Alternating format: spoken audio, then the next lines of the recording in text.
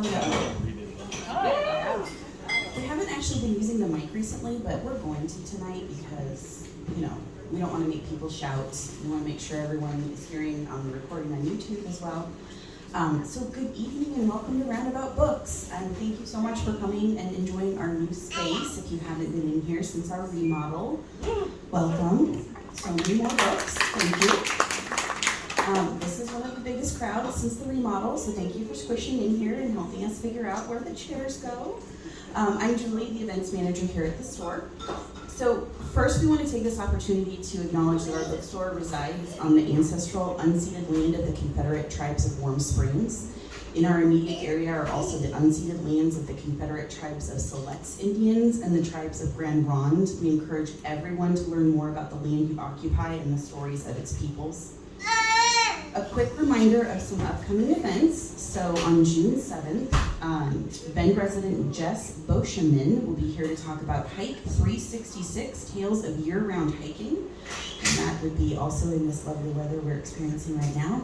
If you hike in this, more power to you. On June 9th, we'll chat with Kim Cooper-Findling about the second edition of Bend, Oregon Daycations, a travel guide of 23 Oregon day trips within 2 hours of Bend. So be sure to visit our website for event and book club calendar, order books for shipping or porch pickup, and get all the news about books you should be reading. So this event is being recorded for our YouTube channel, where you can find recordings of events back to May 2020. So tonight we are so excited to host the official launch event for the Central Oregon Book Project, organized by Kimberly Bowker and crowdfunded on Kickstarter. This anthology features true stories in verse from or about Central Oregon. There will be a short Q&A after the readings, and copies will be available to purchase at our front register. We also encourage you to have any of the writers sign your books. Many of these people may never have signed a book with them in it, and that's very cool. And then lastly, I just want to remind everyone about our local section, which is right back here, which features books written by local authors, including Placed, an encyclopedia of Central Oregon, which was compiled by our very own Ellen Santasiero and Irene Cooper back there, which features a lot of Central Oregon authors. So please check out that section. Many of those books are people who are self-published, which means they don't have the advertising behind them that a lot of these books around you do. So we would love to see them go home with you and find a new author that you've never heard of before. With that, I'm going to turn it over to Kimberly.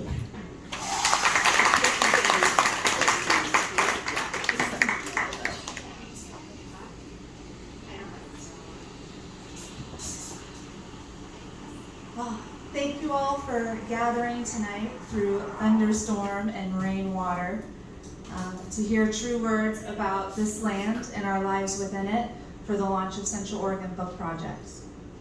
I would first like to thank all those who contributed to and supported the book project in all the many ways, including the Kickstarter supporters, writers, Spectrum Editing, Andy Seidert for the drawings, Roundabout Books for hosting, and those who helped with book deliveries. That's you, Mom. The idea of this project stemmed from the intention to create a space to honor Central Oregon, the landscape, the history, the present, the future, and a place for our stories to be seen and heard, a space to listen, to share, and to learn. The book was community funded by a Kickstarter campaign that launched during the pandemic. It raised more than $2,000 for the project from more than 40 different supporters. Supporters generously offered funding for a variety of reasons. One Kickstarter contributor, John Stearns, an editor during my time working at the Bulletin, who now lives in Washington, supported the project for a few reasons. He looks forward to reading contributors' works on Central Oregon and their perspectives on what it was, what it is, and what it might become. His son was born here, his mom still lives here, his father passed away here. It's a place important to him in many ways, and he looks forward to reading a book that can bring him back to Central Oregon through the stories of others. Once the project was funded through the Kickstarter campaign, A call went out for writing submissions. Announcements were sent to local news outlets. Posters were placed in numerous businesses, libraries, campuses, post offices, stores, and the information was shared with a variety of organizations throughout Central Oregon. Each writing submission was to be 250 words or fewer, true, and in any form of prose, poetry, lyrics, or other writing styles. While the finished book contains the same printed pages from the 19 contributing writers, there are blank pages at the end of each book for your own stories, thoughts, messages, notes, or drawings that convey your connection to Central Oregon. In this way, each book is unique and will continue to be its own living artifact that we all can contribute to no matter time. The book is also physically small, right? It's a pocketbook, really, in efforts for it to move more easily and perhaps wherever it may need to go. From the money raised during the Kickstarter campaign, more than 100 copies of Central Oregon Book Project will be distributed in little free libraries and public places throughout the region during the month of June to share this love of place. My hope for this project is for us to hear one another as we remember our past, live our present, and consciously co-create our future here together. Tonight, it is my honor to have 8 of the writers who contributed their words to Central Oregon Book Project here to read their work. Thank you all for your presence, for listening, for witnessing, and for supporting Central Oregon. Our first reader tonight is Denise Hawley. In Denise's bio, she writes, I am a reporter, editor, and author, raised in Seattle and transplanted to the California wine country and the Arizona-Mexico border. In 2017, I published my book, Why the Undocumented Belong to America. I moved to Redmond from Tucson, Arizona in 2018 to live close to my daughter and grandkids. I now work in communications for the Latino Community Association, advocating for our Latino neighbors so they can thrive in Central Oregon. Welcome, Denise.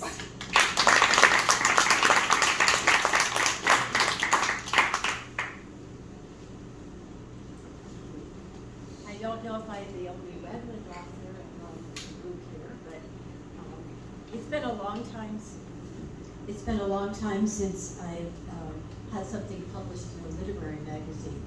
I kind of went through that kind of writing in high school and college, and then got into journalism, where I could actually make a living writing. Not a lot of money, but I felt compelled to write something for this anthology about the place I love most in Redmond, for the love of Dry Canyon. 4 blocks from where I live, a concrete staircase leads down into an urban canyon. A ribbon of asphalt runs north-south where runners, walkers, cyclists, and skateboarders cruise through a natural formation rimmed by rock walls. On warm days, parents shepherd their little ones in strollers and on tricycles and tiny bikes. A network of dirt trails runs to the west where mountain bikers can navigate bumpier territory through stands of juniper trees. If I bicycle south, Dry Canyon narrows and winds through 2 city parks with a playground, tennis courts, picnic tables, and music stages where picnickers can lounge on the grass in summertime and listen to free concerts. But if I head north, the pathway passes under a bridge that reverberates with traffic. Then the canyon widens and bends to the west. This is the home of the yellow-bellied marmot, or rock chuck, as the locals call it, and red-tailed hawks circling overhead. I can leave the small city of Redmond behind and believe I am traveling through a wilderness. Here I find a trickling spring of water that feeds the only wet place in this dry expanse. I can follow this route to the northern end of the trail and then return home faster on the paved pathway that hugs the steeper eastern slope of the canyon. My new life here has been challenging, a cultural shift from southern Arizona. But for the love of my family here, and this wonderful canyon, I stay.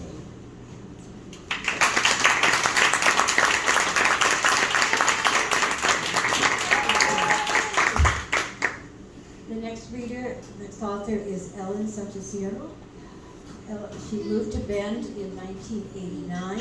She is co-editor of Placed, Encyclopedia of Central Oregon, Volume 1. Her writing has appeared in literary magazines since 2001. She taught literature and writing at OSU Cascades for 15 years and now teaches creative writing at theforgewriting.com. While watching the Deschutes Historical Society staff open a time capsule, she took note of the interested and respectful crowd gathered that day. Everyone seemed to be hoping for something, which made her feel hopeful too.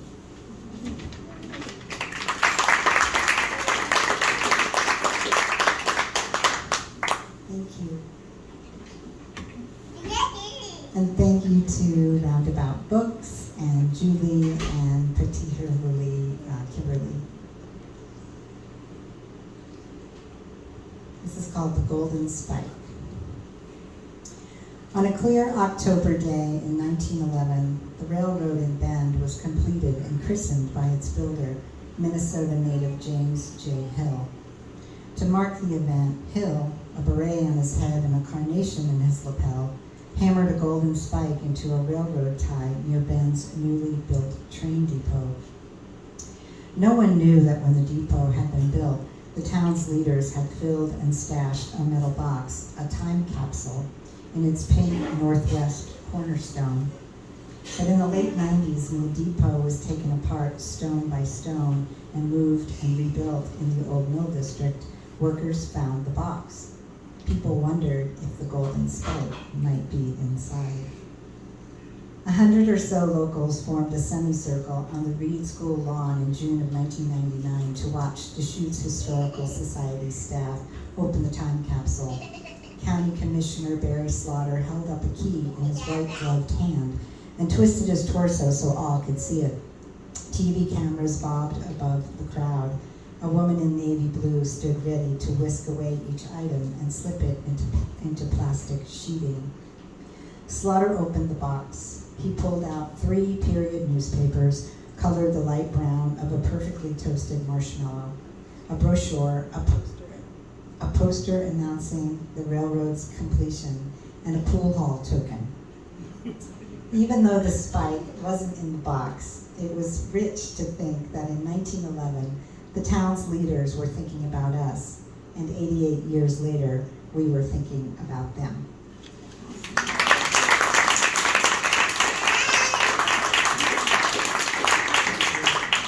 Thanks.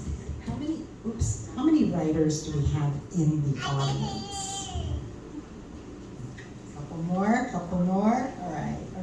So I hope that there's going to be another volume. I hope there will be several volumes of Central Oregon Book Project, and I encourage everybody to submit the next time there's a call for submissions. Even though most of the country and the world doesn't even know that we exist, that Central Oregon is a place at all with anything going on, we know there's a lot going on here, right? So 2 of the stories, Julie, you're going to let me know when my time's up, right? Oh, yeah, you got it. Okay. So there are so many stories that I wanted to finish and polish for this volume. I just have a list of things. Having been here for 33 years, I have a file folder full of interesting things that I've come upon in Central Oregon. 2 of the things that I want to share with you that I just think are really cool. One is, the Safeway on 3rd Street? There used to be a creek there. Like, where's the creek now? I don't know. But I think that's super interesting. And then the other thing is, you guys know the Boys and Girls Club downtown.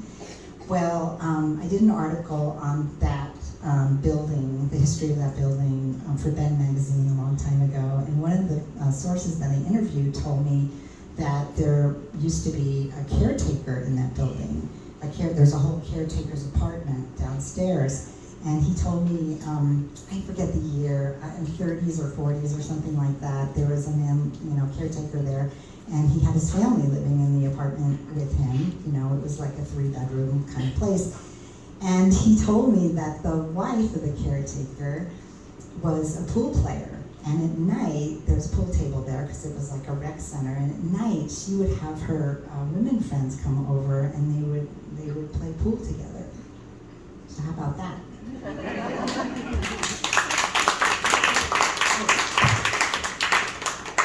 Thanks. Our next reader is Mike Cooper. Mike Cooper is a Central Oregon writer and feeder of birds, all birds. He holds an MFA from Oregon State University, is president of the Central Oregon Writers Guild, and teaches writing at Central Oregon Community College and Oregon State University Cascades, as well as teaching creative writing workshops at the Deschutes Public Library, COCC Community Learning, and through Blank Pages workshops with his wife, Irene.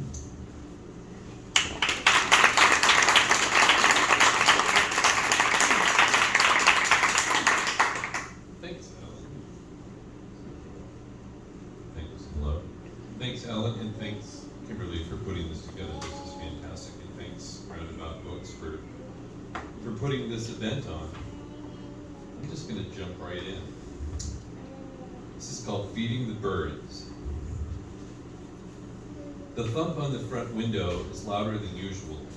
The papery flutter of wings indicates it's one of the bigger birds, a pigeon or a dove, startled from the window box beneath the bird feeder. I get up to see if it's all right. Sometimes they're only stunned and need a moment to gather themselves before they shake their wings and fly off. I considered putting silhouettes of predatory birds in the window, but it would send a mixed message.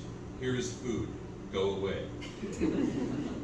There is a bird in the grass, and I see it's on top of another bird. A mating frenzy gone awry? No. The bird on top is clearly a hawk, made of knives, razor wings and piercing eyes and scissor beak and needle talons, but much too small to be a hawk. I Googled to discover that this is a sharp-shinned hawk, no bigger than a robin, ripping downy feathers from the breast of the dove. The bird feeder was my way of assisting the Heavenly Father, helping to feed the birds of the air, who neither sow nor reap. Have I now become the instrument of their destruction? The hawk carries the remains of the dove on silent seraph wings to the side yard to finish its sacrament in peace. In the morning, I stand in the chill dawn amid the windy swirl of white down as the doves coo on the wire and the chickadees chirp in a nearby tree, waiting for me to refill the field.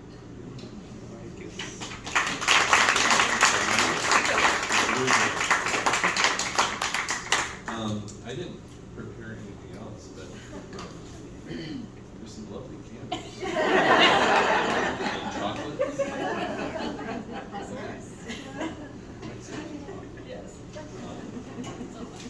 I'm going to introduce Claire. Claire has a very lovely poem in the piece. Claire's poem, Our Ashes, is a meditation on being raised in and by the desert of Central Oregon. So Claire Boney.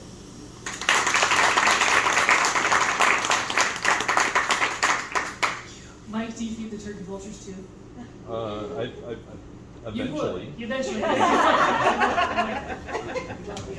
This is so exciting. This is like the first time I've been around people and seen faces. I love you all. Thank you for coming. This is so good.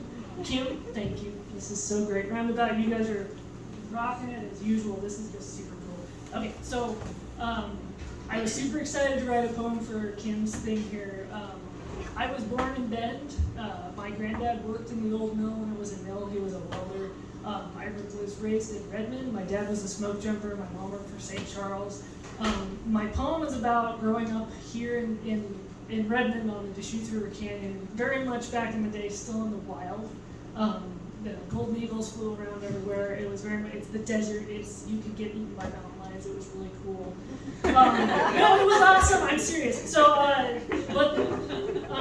what was really meditative about this poem for me is that to a lot of people, me being born here and all that stuff is a claim I'm a Central Oregonian, and it really isn't, because when you spend time in the desert, And if you're somebody like me who's European ancestry, back 100 years, you know that this is your home because you're here, but is it your home? And you think about the ancient times and the people that are here that we took the land from, and especially when you're sitting in the land and you're sitting with the desert and you're listening to the desert, you're listening to the rocks. Where I grew up was a canyon, and I spent a lot of time running around on cliff faces and with the lizards and stuff. So this poem's called Our Ashes, and it's dedicated to the people that would be here if we weren't here. You took us in, born on stolen land. As our bones grew running over this earth, we did not understand. Strangers to a home we knew better than people, and the old tales between cracks of slate, cold breath from deep in the earth, ancient friends, dry dust, racing the way a lizard runs. Planes dropping red to cut the fires we created, relics of a war to stop a blaze. I have known a place I would like to live and die. You took us in like children. Harsh mother makes proud the dirt around our eyes. We become those desolate stars, our dusky sky, our ashes. I will never know your name. Do you still weep, O mother? I wish these dirt-stained eyes to make you proud, not sad. Rough weather makes hard hands. Harsh belonging makes dark things beautiful. Even though I try, I may never understand. Beloved harsh mother, keep my name. Remember us as you break us, to begin again with dirt around our eyes. The wind blows smoke to join the dance, our ashes.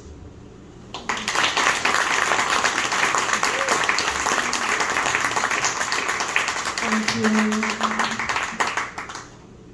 And that's all I got. But I have the great pleasure to introduce, I was so excited to introduce the next guest. Like, the poem was secondary. I'm so excited to do the introduction here. It's not about me.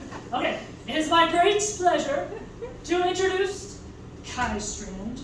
Kai Strand loves that she makes things up for a living.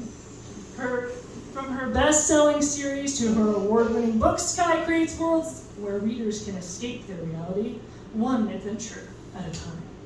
She chases her own adventures on the trails and rivers of Central Oregon. She writes fiction for kids and teens under the name K. Strand, and fiction for the adults among us, L.A. Dragon Eye. Please welcome K. Strand.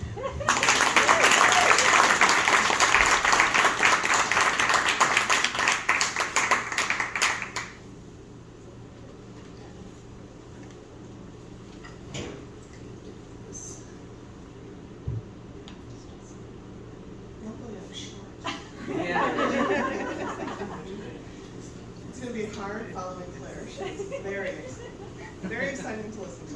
Beautiful poem.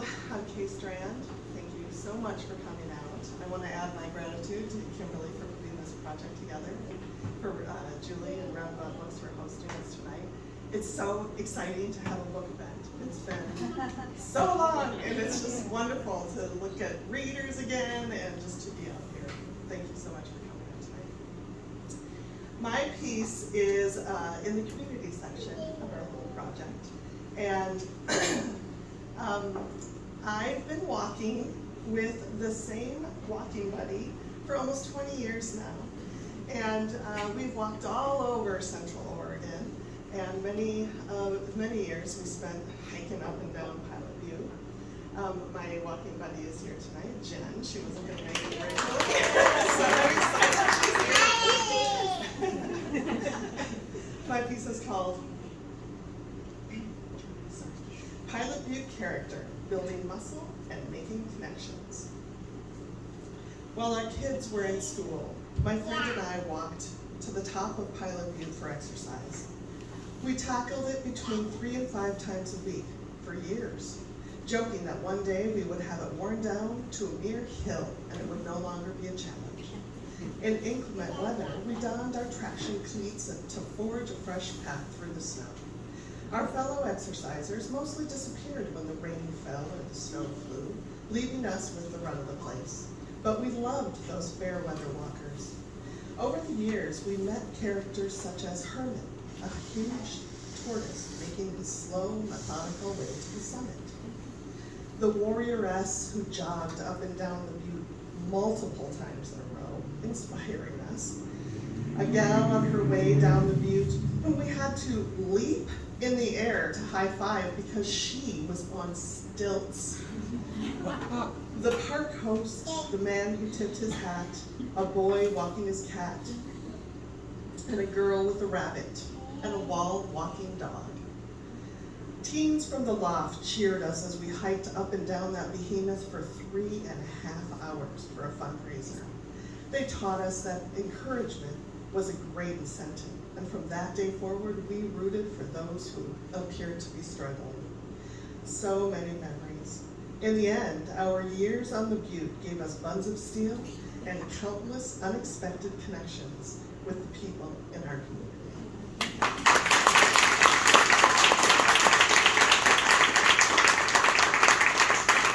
I got some bookmarks tonight, so if you want to stop by after everyone's done reading, I'm happy to send you home with one. Other than that, let me introduce our next reader. Tiffany Lee Brown, pronoun she, they, is a poet, journalist, and tarot reader living near Sisters, Oregon, where she writes a column for the Nugget newspaper.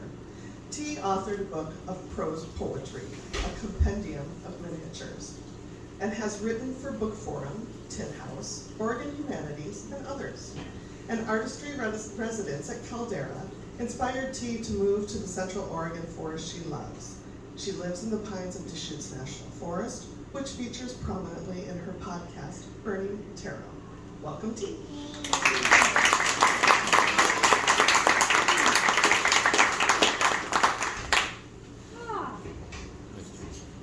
Feels good to take the mask off.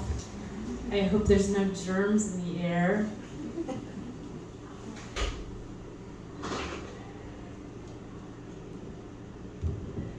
How's everybody doing? Semi-woo or like woo? Okay. Halfway between woo and super woo. Play with this. I'm pretty short. So. All right.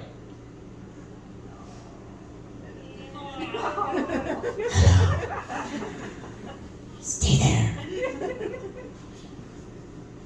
Now I'm looking for my book. Here it is. I hope all of you have one of these or are going to get one. I wrote a few poems in here, and I really want to thank Kimberly, who I just met tonight, and everybody else who was part of this.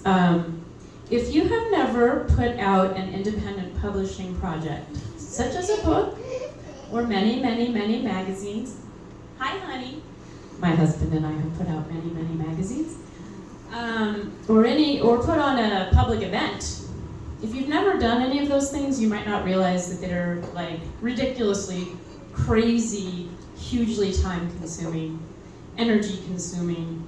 And when you're an audience member, sometimes you just feel like, or even if you're an invited artist, maybe even getting paid, you just kind of show up. You're like, oh, here I am at this reading of this festival, isn't it great?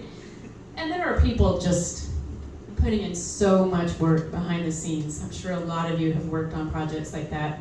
So that's what I was thinking about as someone who's done all that kind of stuff before, when I look at this beautiful book and get to share the experience with a bunch of other writers. I'm pretty new here. I've only been here 6 years, and this part of my life has been more about journalism and less about art, and more about parenting and less about getting out in the community. So for me, it's really special to be included among all y'all. And just thank you for doing the work and the many people who have undoubtedly helped you make it happen. Let's just do this. Thank you. All right, now the part where I read a poem. I'm kidding, I'm not really gonna do that. This is called, ooh, Beth's laughing. Maybe she'll do it first. That's all on the mic. Okay. So I didn't know which one to read, and I was telling Kimberly I picked up my book, and it opened to this poem. So it's the one I'm going to read. It happens to be called June, and it happens to be June. So here we go. It's a Tuesday, or maybe Wednesday. Actually, I'm going to start over. It's a Wednesday, or maybe Thursday, in a hot new patch of June. June's growing like weeds, going to seed, stretching green and gold into the sun, taking naps with crickets and strange, colorful hornets. June is done with it all. The school year, the idea of work, the phone and the computer. June is beyond politics, but simmering with justice. June lights fires just to watch things burn. June tore her best petticoat and let it float downstream on a snowmelt creek, where it surprised a brown trout, 2 frogs, half a fisherman, and 228 drowned Pandora moth caterpillars. June knows no remorse. June exposes both breasts to the sun. June does not ask to take your hand. June dives. And there you go.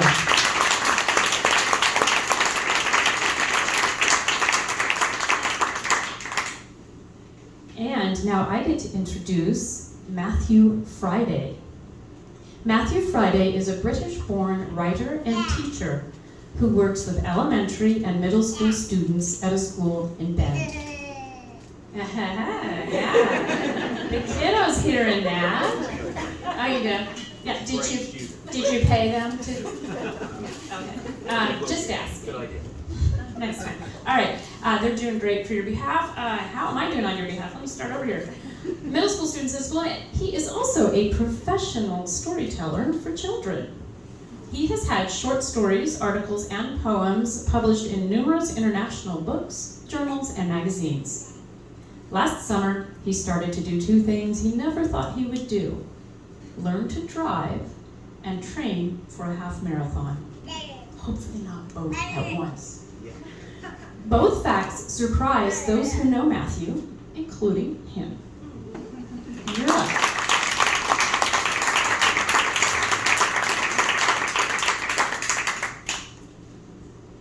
Okay, thanks very much. Thanks, Kimberly, for the opportunity. And this is my first time in this beautiful bookshop, so that's a real treat.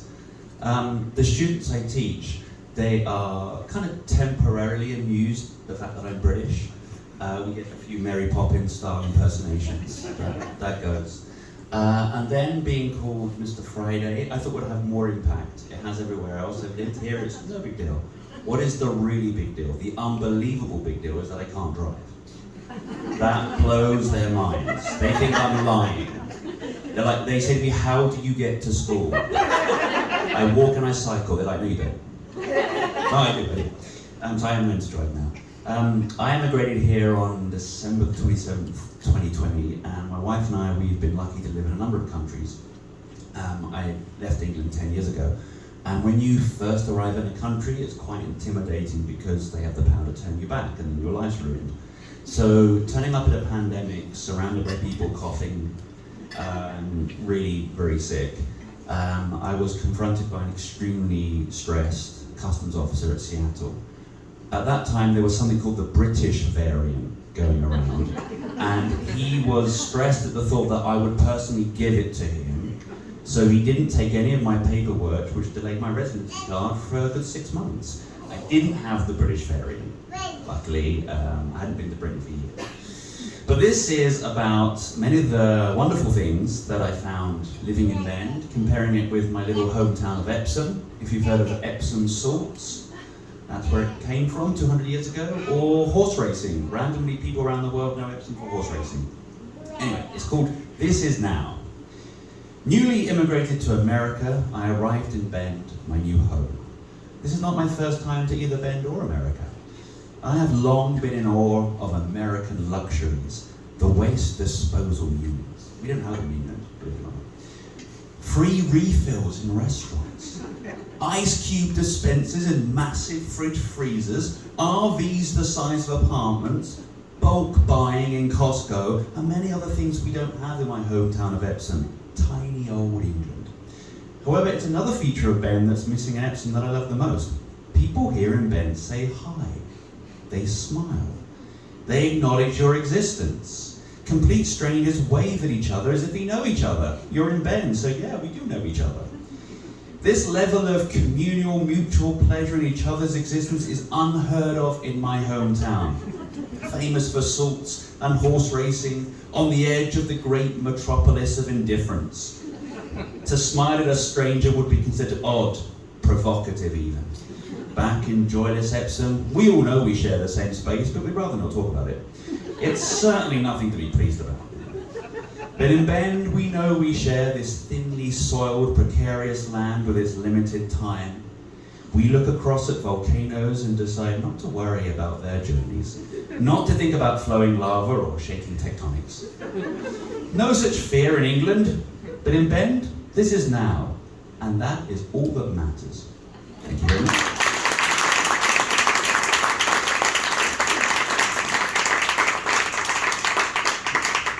So I'd like to introduce Beth Wood. She writes, I am a poet, songwriter, and teacher living in Sisters. Each spring the tiny frogs here wake up and start singing, and their chorus outside my window serenades me all through the summer. For a few weeks they are so plentiful that it's hard to walk without stepping on one. It is hard to contain the joy and delight they bring with their presence, their persistence, and their song. This is Beth.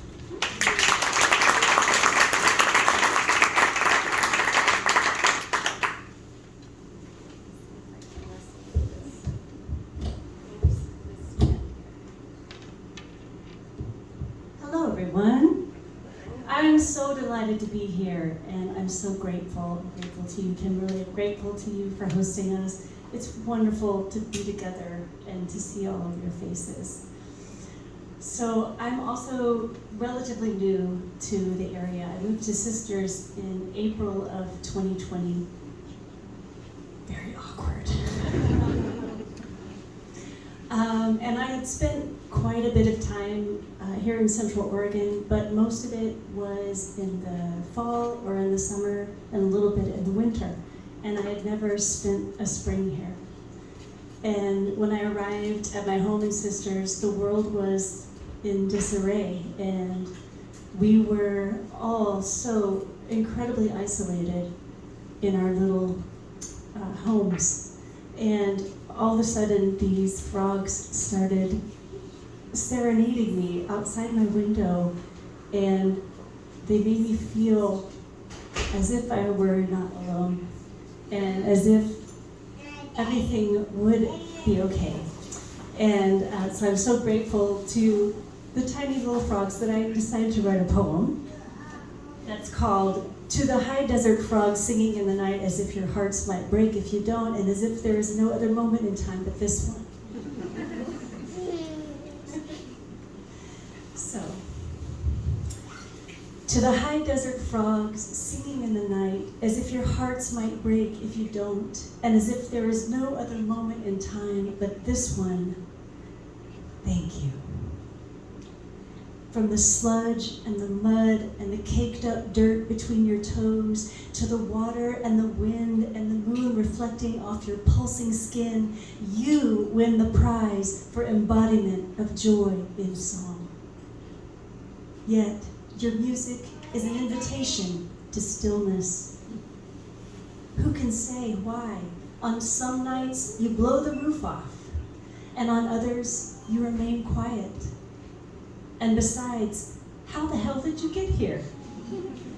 On top of this hill made of sandy soil and surrounded by high, thin air. Where do you go when it snows? Can you breathe underground? Even now, I imagine you all trapped beneath crackling ice, knocking on the surface with your tiny hands while the linen late winter sun drapes her skirts over everything. Honestly, I don't know how you do it, or how you will go on, but you throw the best block parties, and being your neighbor is a blast. Hearing you you in the evening now, time gathers herself. It's almost as if songs want to be sung.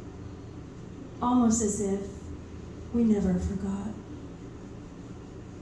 Keep doing you. Be.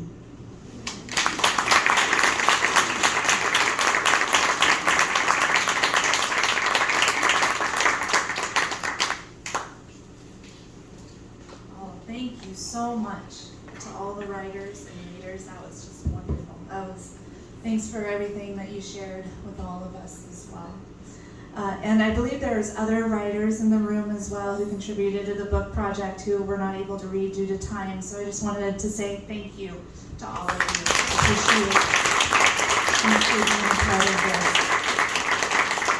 And I believe we've got some time for questions now. So we'll open that up, and then also to the audience, please feel free to share any stories or ideas or experiences that you feel with Central Oregon that you might be writing in the back of one of those books, if you feel inspired. And then for any questions, please feel free to ask of myself or the writers, and writers, please feel free to add anything along the way to any of the questions. All right, so any ponders or quandaries or preguntas? Oh, Julie. I'll start. Okay. I actually wanted to ask you when your grandpa worked at the Brooks Scanlon Mill. Do you know the time frame? 50s through 60s. Okay, so my grandparents moved my mom and everybody here in '73, so my grandpa couldn't take Hey, over we're the mill. cousins. Love it. Okay, we I can talk and just, figure out when if we people know say each things other. about the old mill, and I'm like, that's literally why my family is here, and why I was born in Bend. Sweet. Okay, So, we gotta talk and figure I it out. love that. Love it. Yes. What inspired you to do this project? Oh, yeah, great question. So, a handful of years ago, I was writing a lot about my connection to Central Oregon and my feelings about the region. And personally, I have a hard time with change. And so trying to work with just inevitable change that happens with time here and in the world. Oh, is it hard to hear?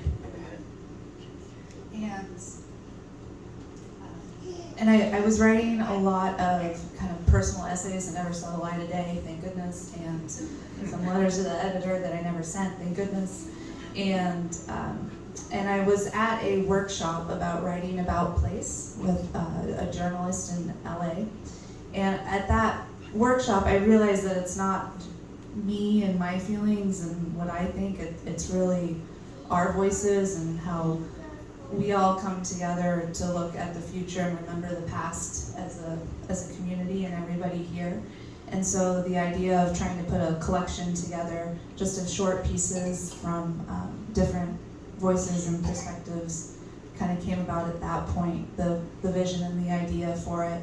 And then a few years later, Kim Stafford came to the Redmond COCC campus, and he got up kind of on the table and he had his guitar and he was singing and reciting poetry, and he gave me one of his little books, Reunion of the Rare, as a gift. And I held that and I saw that, and then I saw that was kind of the step from the vision to the reality of what it could potentially look like or actually happen. So and it started from there.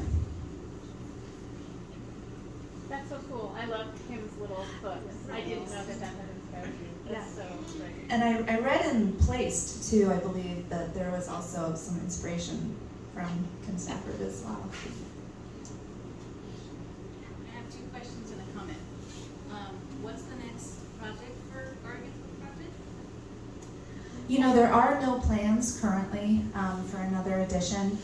Never know what'll happen in the future, but I noticed though there's lots of, it seems like there are a lot of collections out there right now and locally, so it might be something in the collective consciousness about it. I know the Central Oregon Writers Guild is working on an anthology, and Placed came out a year or 2 ago, so I feel like there's definitely one second. The question is, besides the Guild, are there other writing groups that anybody is involved with on a regular basis? That's a good question. I'm not sure. Does anybody? The Oregon Poetry Association. And then my comment is, I'm an active member of Unity in Central Oregon, and I host poetry nights once a month. So if you go to Unity of Central Oregon, I'm going to start doing them once a month again. So we love you all. It's really fun. I'm an MC, and we have a blast. Okay. Nice, thank you. Repeat that, what she said, so that everybody in the recording, just her comment. Yeah, definitely. So it was Unity of Central Oregon or Unity? And they're going to be hosting poetry nights again, and it's a blast. So it'll be fun. I have a question. So I have a question for all the writers here and any writers in the audience, because we've all been dealing with the coronavirus, but we've also all been writing. I'd like to know from any writers here what you've been doing to stay inspired doing. If you're an artist too, this counts, or any kind of creative person. What you've been doing to like kind of stay inspired, or what has worked getting you to make stuff again. I would like to know if anybody has anything that they found helps during this whole thing to stay creative stuff. There you go. I'm not Polish, but It's okay. to deal with what's going on in the world, if I don't write a poem, the poetry has moved me from being completely like, oh my God, what am I going to do in my life and world, and oh my goodness, to the resolution at the end. So I highly recommend, if you're really feeling the angst of what's going on right now, put that pen on that paper, or that finger on the keyboard, and just put it all down. That's what's keeping me sane. Blank Pages Writing Salon is once a month, and it's online, so you don't have to drive anywhere to join. It's wonderful. There's a community of writers that comes together, and there's a prompt each time. We read our work and share. It's really good. Blank Pages Writing Salon? Okay, thank you. There's also the quiet writing times at the library, right? When are those Tuesdays? No, yeah. Tuesday afternoons at Tuesday the afternoons. Bend Library and Tuesday mornings at Redmond. In terms of trying to keep sane and or creative, I think I would not say that I was successful with either of those things during COVID. Well, I mean, literally. And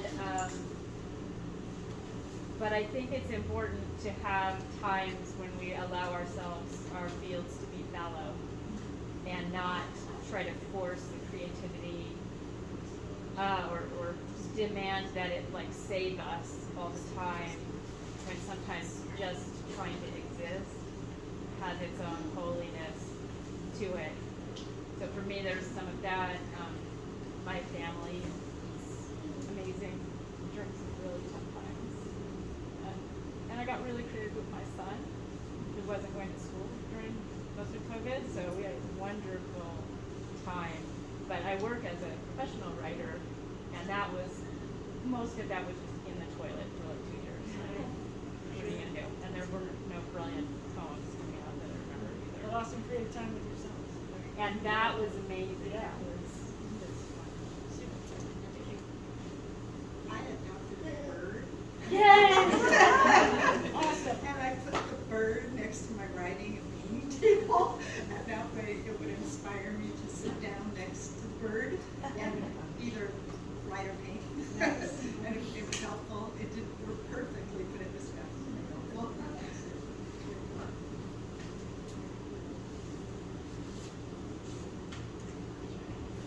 Who did the artwork? Oh, yeah. The artwork was done by Andy Zeiger. We used to work together at the Bulletin. That one right there.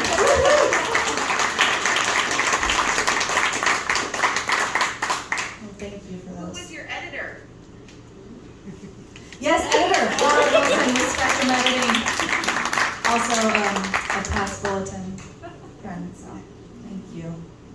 Oh, hi, Mom. Who was your lawyer? The lawyer was a very generous husband of a writer who I met at the Playa Residencies.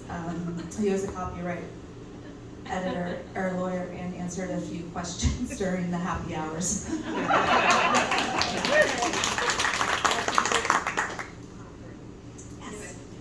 I've been taking some of Irene's Zoom classes, and she gives you a plethora of information, and then I take the next 2 months playing with it all. And that's kept me inspired. Yeah, it's a great idea. Kind of step by step, take the inspiration and move with it. Any other questions or thoughts? Should we all turn around and wave to Steve and the camera? No, it's a joke. Yeah, sorry. Yeah, sure. Well, I want to thank everybody for being here as we talk about this, hopefully getting out of the pandemic and having more of these events. I want everybody who's in this room, whether it's your first time or your 100th time at Roundabout, to know that we would not be here with this expansion in this neighborhood without you. You kept us going through a shutdown, doing deliveries, which I was doing for a while because there was no events. So I would hop in my little car and put on a murder podcast and deliver books, which was just the best thing ever. Had my bookstore t-shirt on and would knock and run. We would not be here without you, without local books, without Central Oregon Daily being out there. Thank you so much. The other thing I want to remind everyone is we do survive on reviews. So if you have the time to give us Facebook, preferably a Google review, Yelp, all of those things, we still have people on a regular basis that I meet out in the community or just come in and they say, when did you open? 5.5 years ago. I didn't even know you were here. So let's remedy that. Let's make sure everybody knows that in addition to a lot of great independent bookstores around the country, but in Bend, we are here. Please come and see us. We love you all. We wouldn't be here without you. Thank you so much.